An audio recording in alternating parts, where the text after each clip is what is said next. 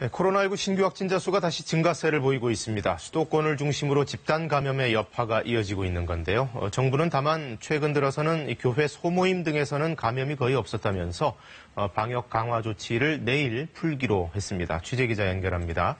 신지혜 기자, 먼저 어제 신규 확진자는 몇 명 나왔을까요? 네, 국내 코로나19 신규 확진자 수는 어제 0시를 기준으로 모두 63명 늘어서 누적 확진자는 모두 13,879명으로 집계됐습니다. 신규 확진자 가운데 해외 유입은 34명, 국내 발생은 29명입니다. 특히 산발적 집단 감염이 잇따른 서울의 경우를 보면 강남구 금척빌딩의 부동산 회사 관련 확진자가 모두 13명까지 늘었습니다. 또 송파구의 사랑교회와 관련해 지난 20일에 첫 확진자가 나오고 어제 오후 6시 기준으로 교인과 가족 등 4명이 추가 확진됐습니다. 또 강서구의 주야간 노인보호시설인 강서중앙 데이케어 센터에서도 관련 확진자가 3명 늘어서 총 15명이 됐습니다. 해외 유입 확진자 34명 중 19명은 공항, 항만 검역 단계에서 확인됐고 나머지 15명은 입국 후 자가격리 과정에서 확인됐습니다. 해외 유입 확진자의 추정 유입 국가는 우즈베키스탄 11명, 필리핀 7명, 미국 5명 등의 순입니다.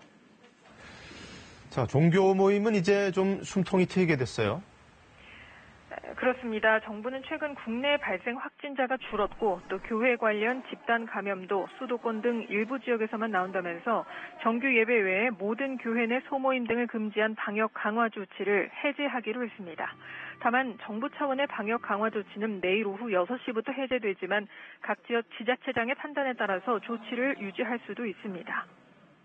예, 그리고 지금 이라크 상황이 좋지를 않아서 거기서 일한 우리 근로자들 감염 사례가 자꾸 나오고 있는데 정부가 아예 군용기를 보내서 데려오기로 했다면서요? 그렇습니다. 최근 이라크에서 코로나19가 급속도로 확산하고 있어서 이라크에 체류 중인 우리 근로자 297명을 귀국시키기 위해 오늘 군용기 2대가 현지로 출발합니다.